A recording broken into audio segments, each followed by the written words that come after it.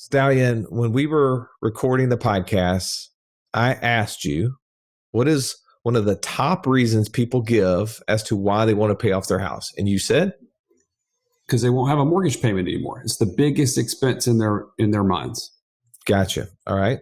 Now, for a lot of people too, they struggle with the idea of saving money elsewhere, and they forget that there's two sides to the coin, right? Like, so if I have, let's just for instance say, and this is an example that I walked through so many times when I was doing one-on-one coaching with people.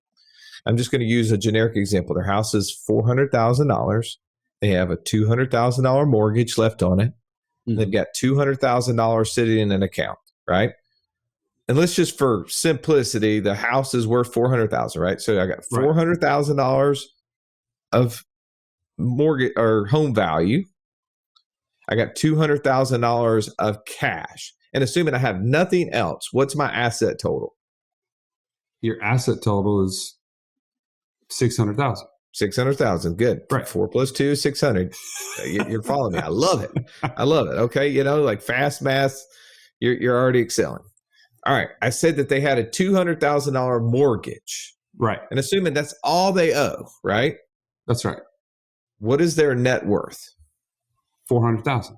400,000. Now, we're not about net worth, but a lot of times most people are. Before they come to us and they understand cash flow and everything else, that's all they're focused on. I want my net worth to be 5 million, 3 million, 35 million, whatever the number is. Now, Joey, if I take the $200,000 that I have sitting in cash and I stroke a check and I pay off the mortgage, how much in assets do I have now? 400,000. 400,000. I got rid of the 200, didn't I? That's right. How much do I have in liabilities now? Zero. So what is my net worth? 400,000. It's still 400,000. I made a balanced, neutral decision, right? Have you ever changed jobs to be in the exact same position that you were in before? No. It doesn't make sense, does it? But people make that financial decision all the time. Now, one of the conversations that I would have with people is I would show them that. And I would say, now let's talk about how can we take this $200,000 that's sitting as an asset and do what no one else is teaching you how to do, which is to buy more assets with the $200,000 and create more cash flow to your situation and use the cash flow to buy more assets so that we build up the left side of your balance sheet, the asset column of your balance sheet, so stinking large that your friends would be envious. I like that. And that is a thing that I think is oftentimes forgotten. Ernie mentioned that at the very end is that what if we used an insurance policy as the place to hold our cash, to hold our equity? Well, for those people who have a trouble thinking of their mortgage and having this debt, if I know I have $200,000 sitting in cash value and I have $200,000 in mortgages, can I say my house is paid off? They're really the same thing, right? Right. 100%. This is one of the subject matters, Joey, I know that's going to ruffle some feathers out there, which we're okay with, right? Hey, that's what we're good at. That's right. But I think at the end of the day, you owe it to yourself to determine what is more important. Is debt freedom more important than financial freedom? Is the idea, the scarcity of having a potential of your house being taken away more important than having your time be owned by somebody else for the next 30 or 40 years? I think that's what you're going to determine in this episode. I can't wait for you to hear it as we go around to each of the top financial coaches in the country. So Russ, let's get to it, man. Let's step up to the table and let's belly up.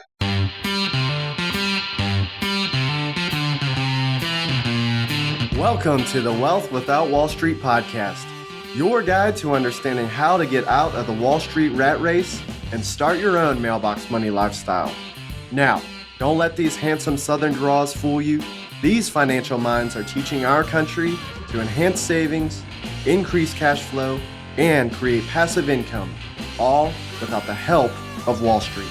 Are you ready to break through? Now here are your hosts, Russ Morgan and Joey Murray. Welcome into the Financial Freedom Roundtable, where each week we break down complex financial topics so you can more easily understand them and, more importantly, take action on your path becoming financially free. If this is your first time joining us, welcome. Grateful to have you in the room. I'm Russ Morgan. They call me the idea guy, mostly because lack of follow-through guy or lack of listening guy, as my partner just said, just didn't sound so cool to me. Enough about me, though. Let me introduce you to my co-host, the Italian Stallion. He's got the license plate covered to prove it, Mr. Joey Murray. Stallion, good afternoon. Good afternoon, Russ. I didn't mean to burn you that hard in the inner circle time. I'm sorry. I just need to go ahead and apologize. You did. I feel like a marshmallow been too close to the flame. Yeah. Not nearly as fluffy, but yeah, let's get on with this today, Russ. I mean, that was an opportunity there, Stallion, for a Ghostbusters reference, and you totally forgot. Totally missed it. Totally missed it. All right, tell me, we're talking about when is the right time to pay off my house. Why is this so important for us to cover today?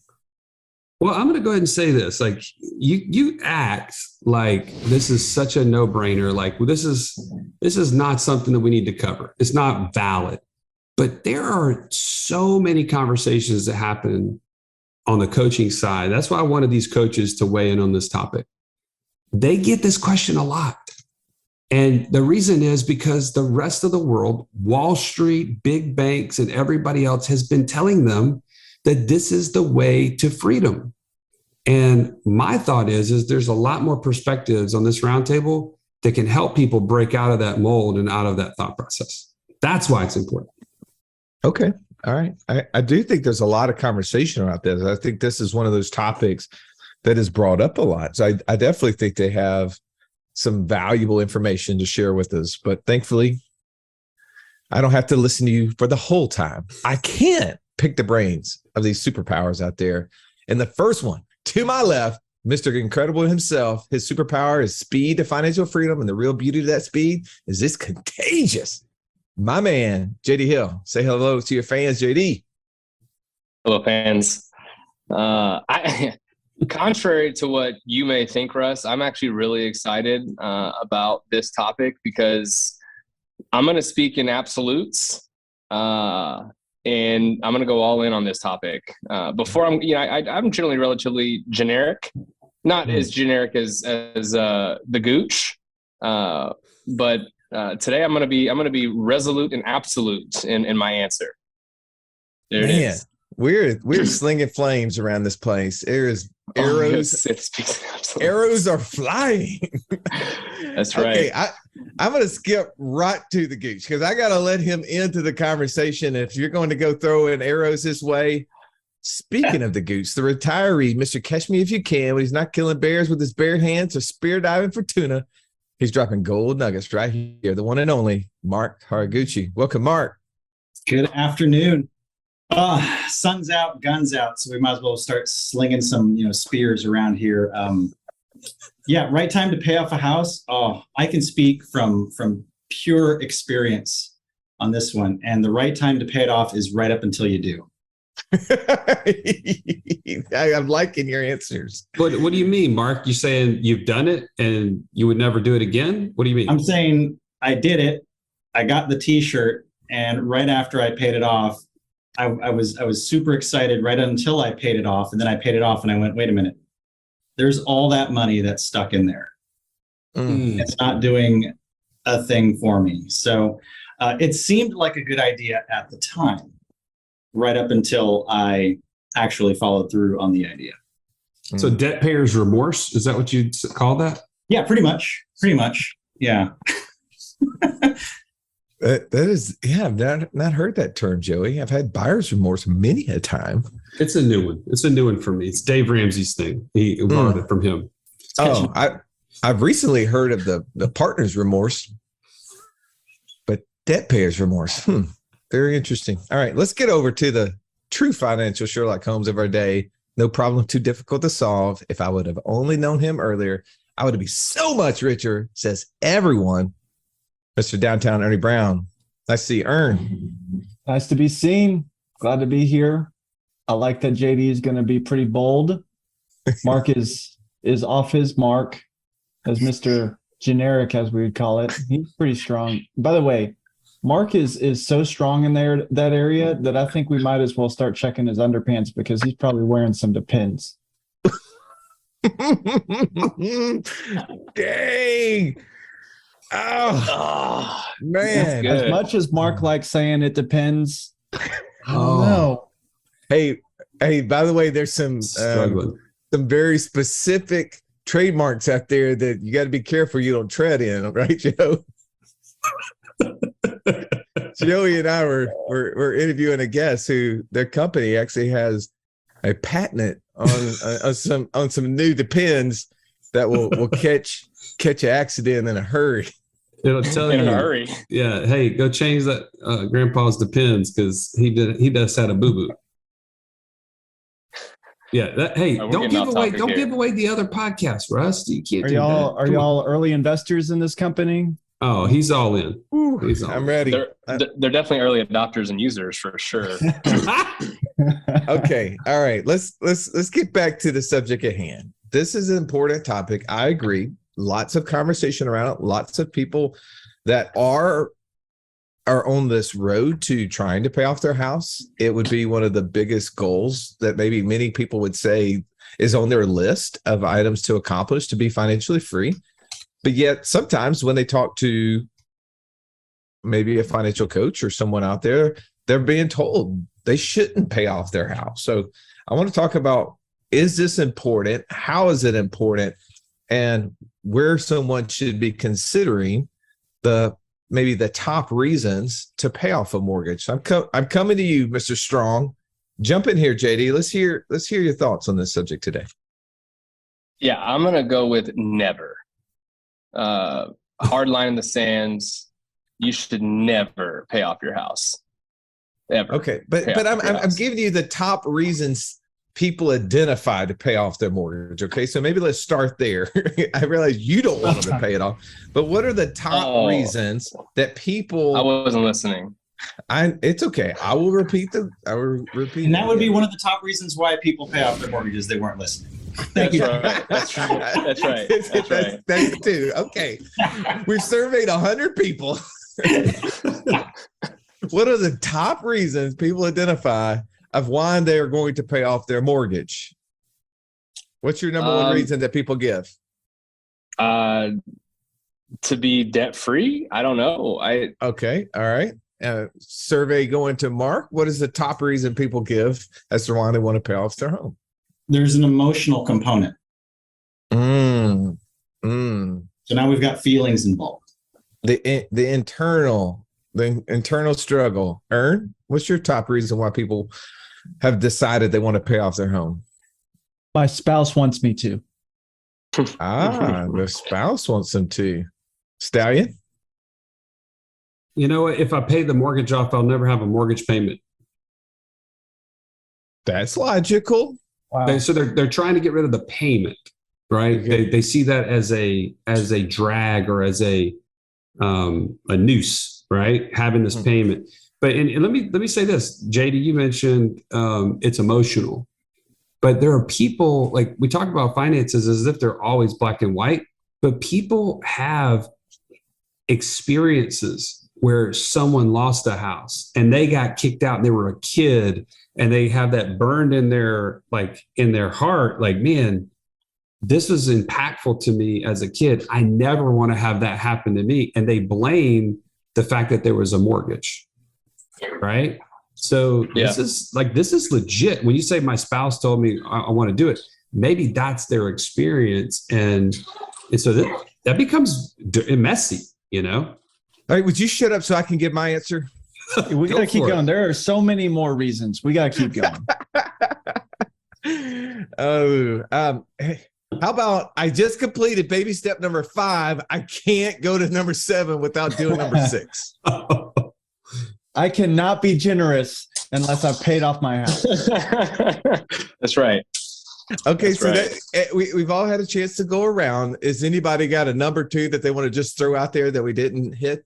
I will save so much interest by paying this off early. I will pay so much in taxes. I mean, I will save so much in interest. Yes, I agree 100% with you. Anyone else? Let me throw this out. You remember Garrick McCarty, his episode with us? Yeah. It wasn't that he was so focused on paying off a mortgage as he didn't know what to do with cash.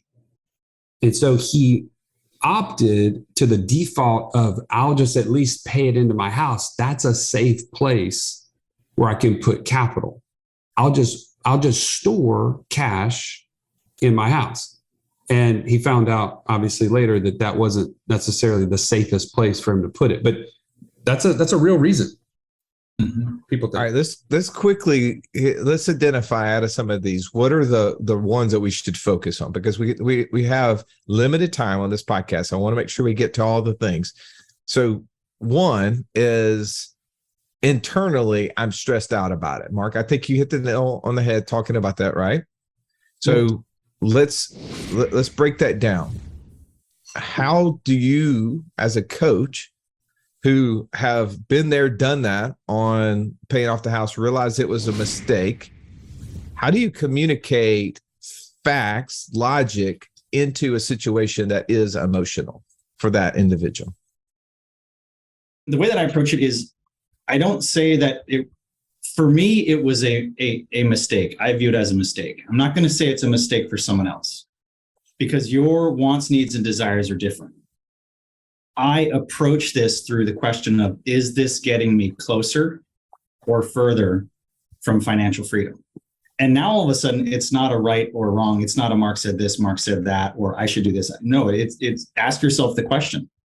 So when I paid off my condominium, and you stand there and you look at this condo, which is fully paid off, and I say, wow, so did I get closer or further from financial freedom? And you know what? Some would argue that I got a little bit closer.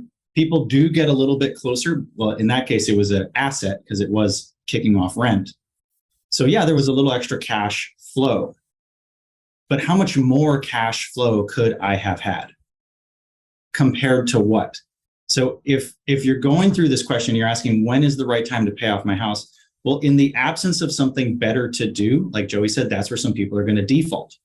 Well, if you don't feel you have a better alternative, start asking yourself, is this going to get me closer or further? And when you can answer that question objectively, that's going to help you move past the emotion, because emotions are going to come up, and emotions are just one of those things that are with us all the time. But you have to then be able to lay out a plan and say, well, you know what? This might actually get me closer if I do this instead of that. Okay, so Mark's going to take the postmodern approach here. Everybody's truth is relative. JD, you had a very firm, like, it is this way, you are wrong. That's right. How do you address that conversation with someone who is very emotional, tied to it? Maybe there's a spouse involved, as Ernie mentioned, that is really driving the decision to pay off the house. How have you been coaching people through this process? In life, we're all going to make mistakes, right? And we're either going to make little mistakes or we're going to make big mistakes. And you can either make a really big mistake and you can pay off your house, or you can make a really small mistake and do something different. That's your answer to them. How does that go, by the way? I don't see you that bold in a meeting. I'm just saying. Listen, I've had a little bit of sparkling San Pellegrino water, right? So, I'm a little hopped up right now. No, I think when you're dealing with somebody that views finances emotionally, it's really hard to engage in that conversation and use logic, because they're not using logic, right? They're using emotion. And when you make decisions emotionally, whether financially or otherwise, that's how you continue to make mistakes, right? Like feelings are important, they're real, but they're generally not reliable. And so if you want to look at this from a full 180-degree perspective, like, you can't look at it emotionally. You have to approach it differently. And if you're open to looking at it differently, I'm open to sharing with you what the facts are. But if you're not, like, I can't, it doesn't matter how much facts or logic I share with you, because it's not going to resonate.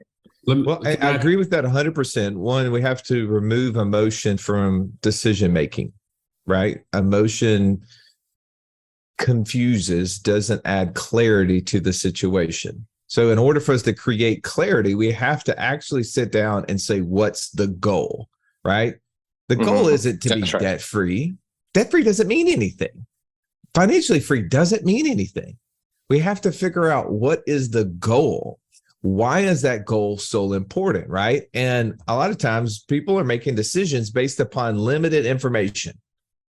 And maybe it's limited time to be able to make decisions. So they just make the fastest one, not necessarily the right one, but the fastest one.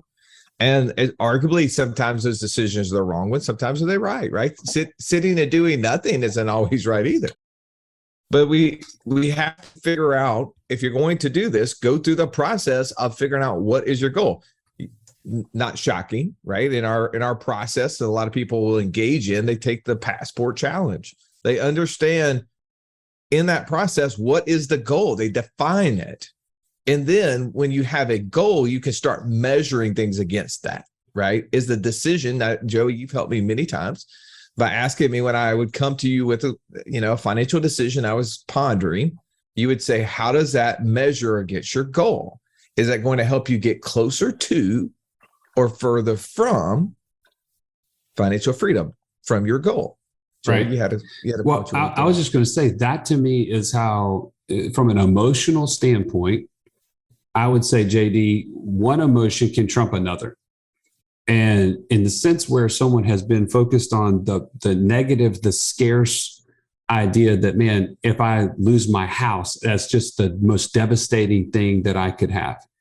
If somebody on that same level could swap that emotion with the emotion of, man, the time that I'm giving up by not being financially free with my family is slipping through my hands like sand. And I don't know what I would do. The regret of missing out on all this life with my family because I'm not financially free is a bigger regret than the possibility of me losing my house potentially. I think that it's not going to work for everybody, but I think if you can think about that goal that you mentioned, Russ, that could be the thing that motivates you to say, the house doesn't have to be paid off if it helps me get to financial freedom in the next year. I just read this comment. It was so drawing, Joy. I wanted to share it. I realized that my time is not really mine. It's my company's. Now I have to stop negotiating my time for money, and I need to start working to become financially free. That's exactly how I felt when my daughter Adler asked me on the way to school, Dad, can you pick me up from school today? And I had to say, no, baby, I have to go to work. That's where I drew the line. In order for you to be clear on the things you need to do and stop doing, and to know who you need to become so that you can stop trading time for money, join us right now at wealthwithoutwallstreet.com/passport. Now let's get back to this episode. And by the way, I think we have to, again, as you're saying that, you're trying to address goals and prioritize them, right? Because the thing that's the most important to us, truly the most important to us, will be the thing that we will run the hardest at. Right. And unfortunately, like Mark, you shared a second ago, you get so goal oriented toward that one objective of paying off the house. So you start running as hard and fast as you can to get there. And then as you start acquiring other information, you realize that wasn't the goal, but boy, you've wasted a lot of time in pursuit of it, right? And time is expensive. We can make financial mistakes. Money can be replaced. Time cannot. And I think that's probably one of the big issues here that we have to always be really cautious of, is how much time are we wasting from pursuing a goal that probably isn't aligned with what our real goal is. All right, we don't have time to keep going on there. I want to bounce to the second part of that. And I think it really ties into something you said, Joey. Earlier you said, one of the top reasons people identify paying off a house is they can remove their payments, right? The payment is a thing. So let's talk about the alternatives. What is the alternative to paying off the house? But maybe I do have a payment. So I'm going to start with you, Stallion, then I'll move around. So here's the thing. It's all in light of the goal that we just mentioned: financial freedom, passive income greater than monthly expenses. If I start viewing my mortgage payment as a monthly expense that has to be covered by an outside passive income stream, now it's just a matter of, hey, I could take the cash flow that I was going to use to pay down this mortgage, and I could replace it with an investment that was more efficient than the payment on this mortgage. Thus, I will cover it faster by doing it. So I'm not going to say specifics, because that's what your investor DNA should inform, right? You should start with, what are those things that I could use to cover that monthly expense? But I don't. Is that what you're saying, Russ? I'm trying to. Well, that's what it I would was your offer. example. I was just trying to tee you up to allow you to share with someone what is an alternative. I like the fact that you gave us a formula. Financial freedom is passive income greater than monthly expenses, right?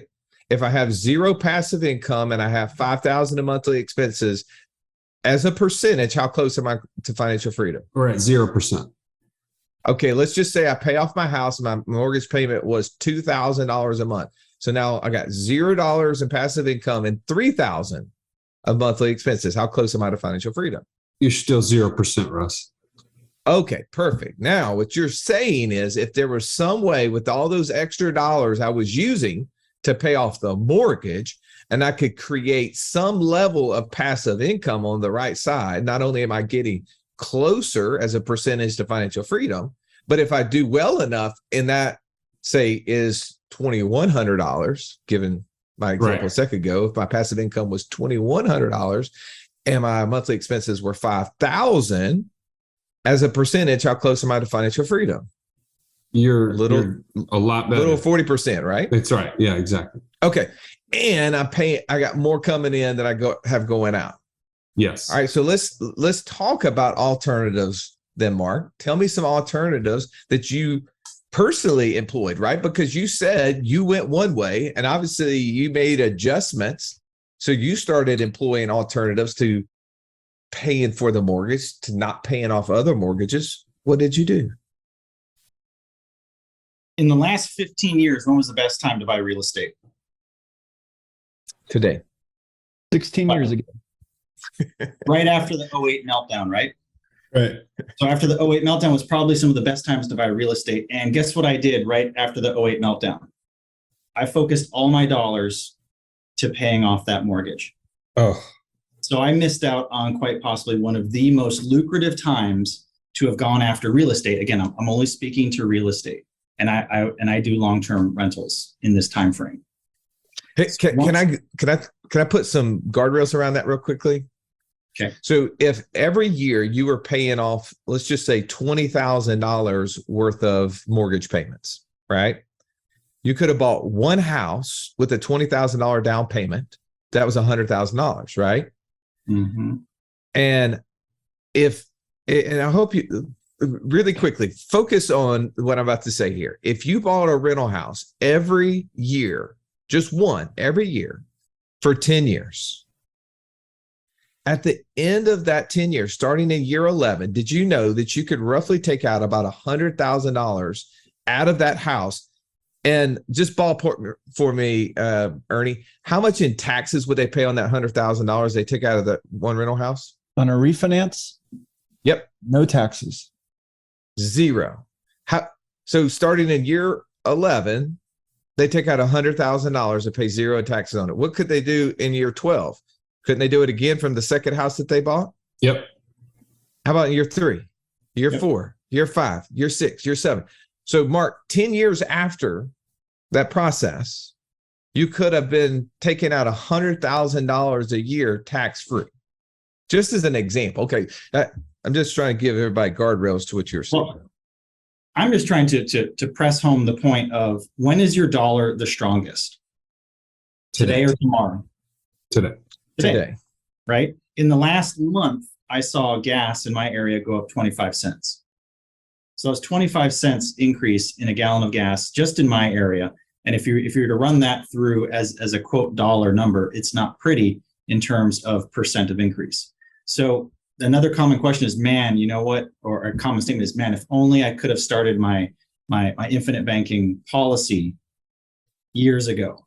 Well, yeah, sure. You could have done that. You could have also acquired cash flowing assets. All these things that in the past, we always have hindsight. And so what we're trying to give you now is the lens to ask the question so that when you are looking back in hindsight, you're going, man, thank goodness I asked those questions so that I didn't dig myself into a different hole. I actually tunneled my way out. So what I did was I took the most valuable dollars I had and I put them to pay down on a debt that I could have punted for 30 years. And I could have taken those super valuable dollars, put them into cash flowing assets, had them create more cash flow, and then create an asset that in the future could have spun off even more. So that's why this question of, okay, well, when is the right time to pay off your home? Well, in that case, I'm showing you what I did and where I believe I went wrong so that hopefully you don't follow. Because if you follow me down that path, you're going to come to the right conclusion. It's just I'm trying to give you the fast pass. Okay. This is an example, Tribe, of OPM. You can borrow you can borrow the money that Mark has already spent and not have to get it and pay retail for it. All right, Large Father, what's your take on this? What are some alternatives to paying off the mortgage here? Look, I always think it's interesting that most people want to start downstream instead of upstream, right? Meaning like we always want to react to problems instead of figuring out like what caused the problem to begin with and then starting there. And what I mean is, like, when we were talking yesterday about this, it was fascinating, and we've touched all over this. But when you look at just real estate in general, right? You generally over a long enough period of time, real estate appreciates in value, and generally over a short period of time, if you print trillions of dollars out of thin air, the value of the dollar goes down, right, exponentially. In a short period of time. And so the point though is that if you think about it like big picture economically, you have a decreasing dollar in an appreciating asset. What other asset can you buy where the value of the dollar is actually going down, meaning it actually costs you less to buy it and the value of the asset's going up in value? And that's where happening else can you do that? Because you're getting potentially fixed rate mortgages, right? Like correct. You're getting a fixed payment over a long period of time. And as to your point, that $1,000 a month payment 10 years from now doesn't feel like the same $1,000, right? It buys less gas, it buys less groceries, it buys less, boats. Diesel right? fuel. You know what I mean? Less boats. It buys all that. And I do think too, part of your point is that the Federal Reserve has already said their objective is to depreciate the dollar. That is the goal. They want to depreciate the dollar. So that is their stance. So to your point is that the reason real estate is appreciating, whether people are like, well, does it really appreciate or how much does it appreciate? No, it could be sitting still. It's appreciating because it's a real asset in the dollars that as the real estate is denominated in is being depreciated, right? So it is appreciating comparative to the nosediving dollar. I think that's right. What you're saying. True? Yes, absolutely. So my point is like when you just look at that at face value for what it is, the alternative is just pay it off under the normal circumstances. Like you could just do that and you're going to get out ahead. Right. But if you want to take it a step further, investing in things that create passive income to pay that for you, right? To create financial freedom, like that's the alternative, is either do nothing and you're still getting further ahead than you would if you were actually to pay it off, or take the dollars that would have ordinarily have gone to pay down that asset and purchase something that's going to create income for you today.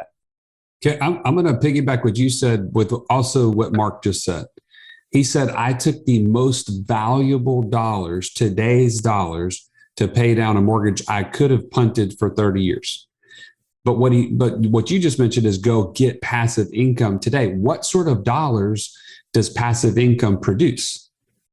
The most valuable dollars, because they're today, right? They produce the cash flow today instead of what Wall Street tells you. By the way, I'm going to throw some more stones at Wall Street. Is, man, you need to put money away so that in 30 years you can have an income stream, 40 years, whatever the case may be. You need the dollars today to do heavy lifting, to do the hard work.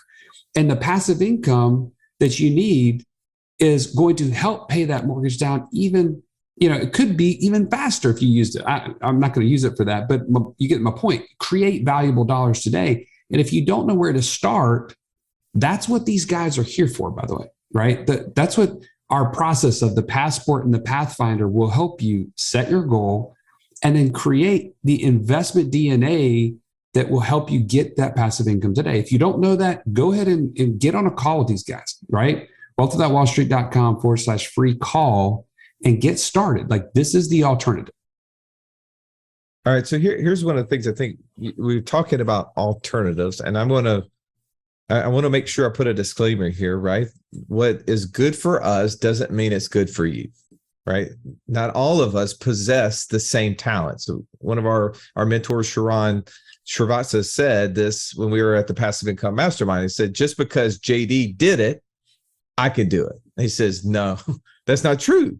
You don't have the same investor DNA as JD. You don't have the same network as JD. You don't have the same financial experience as JD. You don't have the same understanding that Mark has or the insight to financials that Ernie has. You don't possess that.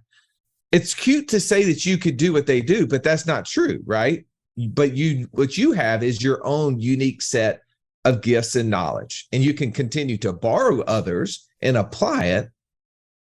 But if you're going to take these dollars that you were going to be paying down a mortgage with and instead go out and buy more liabilities with it, would you be in a better position? And the answer is no, right? Right. People, when I got into this financial world in 2004, I was being taught this strategy. Hey, mortgage rates are cheap. People are making bad decisions. They're having 15-year mortgages. They're taking all this extra cash and trying to pay off their houses. Man, they should not be doing that. Should be refinancing out, taking cash and putting it into the stock market. The stock market is on a bull run, and they're going to have a pool of cash in 5 to 30 years that's going to be so much greater than what it costs them, right? Makes total sense. And you know what? If they're really smart, they'll use these variable interest rate mortgages that even give them a lower interest rate. And they'll just keep refinancing every 3 to 5 years as their house doubles. Now, some people did that, and some people invested it. And those investments were cut in half. Their interest rates were doubled. They were in a bad position, right? So there are scenarios where people take this advice and try to apply it into a scenario that actually backfires on them. So what we're not saying is that you should just blanket do this without any understanding of your situation and making sure that the decisions that you're making are in line with ultimately your goals. So why consider alternatives, Ernie? Why should someone be thinking of other ways to do this? I have 2 reasons. Okay. Number one is safety, because most people can't go out there and write a check and just pay off their house, right? It's a process over many years that requires you making extra payments, which puts money out of your control. And if something happens, it's not necessarily easy to go get that money back, particularly if you're in trouble and you need it. May even be impossible to that point. Yeah. So it's not even the safest thing. What if, instead of making extra payments on the house, what if your goal, Russ, is to pay off your house? What if you're moderately to severely allergic to mortgages? What if it makes your babies cry? This is the best thing. We just got to pay this thing off.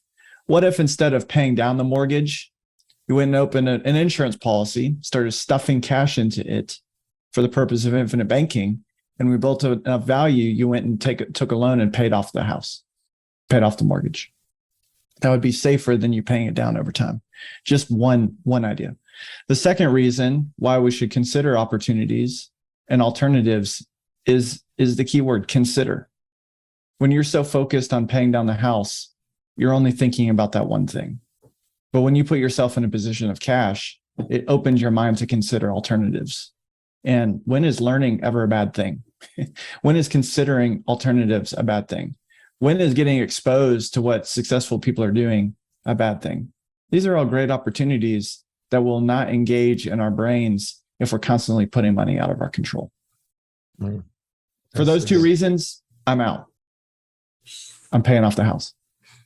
I just want to add what you're saying, Ernie, the last point about education and being around people who are like, when you put yourself in a position to invest because you're not giving up control, that's what the inner circle is for, right? We're about to break from this podcast and enter the inner circle for a live Q&A with our members. And we're going to go deep on this subject, and we're going to cover anything else that may be in their way to get them to financial freedom.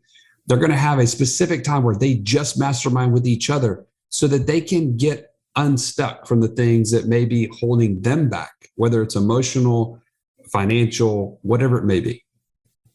That's why you need to be a part of a place like this, right? Well, this is the inner circle for you.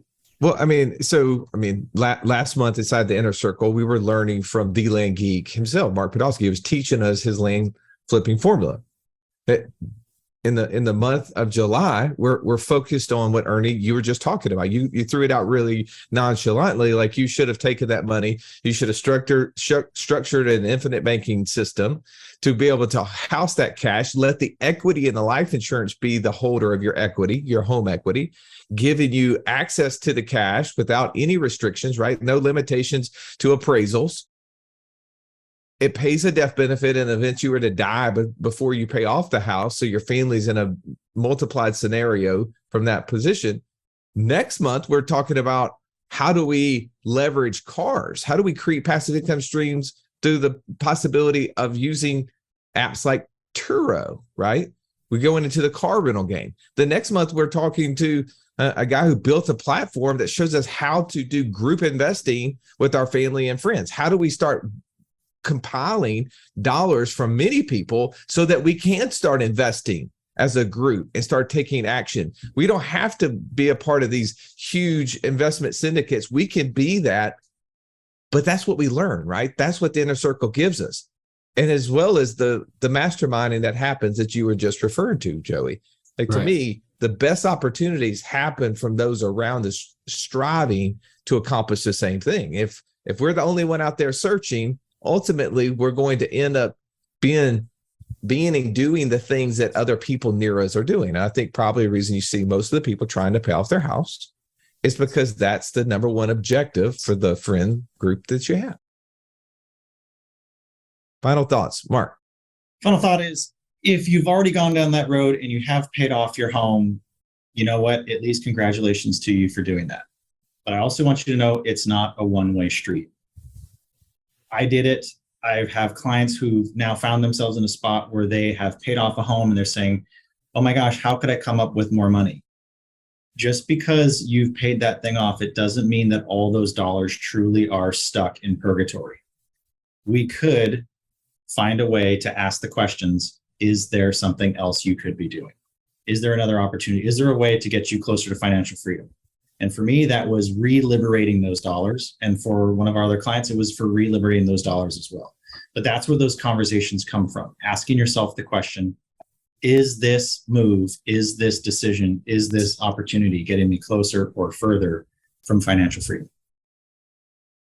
JD, final thought. Who was it that said, own nothing but control everything? Rockefeller? I know that. Right. Somebody. Really smart. Abraham Lincoln. Benjamin Franklin.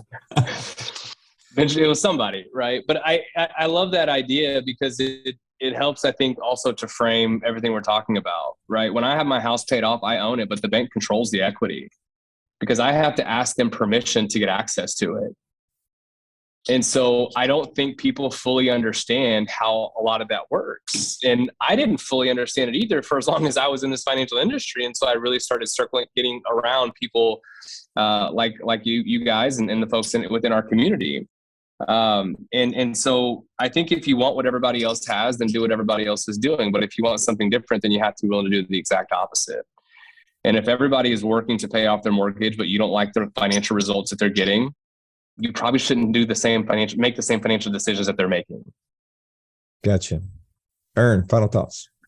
I want to revisit something, Russ, you were talking about earlier, because it is the example I use whenever I encounter someone who's thinking and sharing with me one of their goals is to pay off the house, which is the opportunity to buy one rental property every year for 10 years. And just to bottom line that, I won't walk all the way back through it. But let's say that your mortgage right now costs you $20,000 a year. You make monthly payments, $20,000 a year. The opportunity to not pay extra on that and instead buy a property one a year to create the ability to make an income of $100,000 in year 11 on is so much greater than paying off the house that costs you $20,000 a year. Would you rather create an income for yourself of $100,000 or free up $20,000 a year? That's just one example, and why it would be worthwhile at least delaying the home payoff strategy to invest in education inside of our inner circle that you can learn more about that idea or other ideas that would fit your investor DNA, and then take action in a direction with full conviction, not just because you're afraid of the mortgage payment. Wouldn't that be so much better? Stallion, final thoughts. I'm going to throw a quick stone at Dave Ramsey. He says that the paid off home mortgage has taken the place of the BMW as the status symbol of choice. I would say if that is the status symbol in your circle, get a different circle, right? That sucks. What is awesome is when the person has more passive income than they have monthly expenses, and they're able to live their life on their own terms, even including the fact that their mortgage is being paid by some outside source that is not active on their part. That is the new status symbol. And that's where I'm saying you got to think about the alternatives. Well, I cannot top any one of those four final thoughts, so I won't try. If you're having questions, if paying off your house was your number one on your list of things to do this year, of things to try to accomplish to be quote unquote financially free, and now you're challenged by some of these responses, opportunity is yours. You can take action. You go to wealthwithoutwallstreet.com/free call. One of these coaches are happy to listen to your situation. Again, we're not financial advisors. We're not to be your financial planner. We're not to tell you what to do, but we're to give you an outside perspective, right? Our name says it all. Wealth Without Wall Street. We think differently. We are pursuing financial freedom in the relationship of having more passive income than monthly expenses. We practice what we preach. None of us are paying off our houses. No, when you call us, we're going to give you an alternative answer. But as always, we appreciate you listening. If your friend, your brother-in-law, your mom, your sister, they need to hear this message, please share it. Just press that little button on your phone. Text it to them. Every one of those podcast apps has the ability to share this. We'd love to have them listen to this and love to have them take an action just like you are. Have an amazing day. This has been the Wealth Without Wall Street podcast. Don't forget to subscribe to the show to break free of the Wall Street mindset and begin building wealth on your own terms in places you understand so that your wealth will never run dry. See you next episode.